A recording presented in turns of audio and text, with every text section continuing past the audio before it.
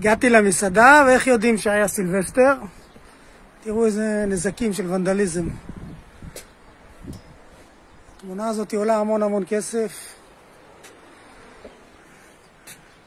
על החלונות, אפילו הציצים החליטו לצבוע אותם.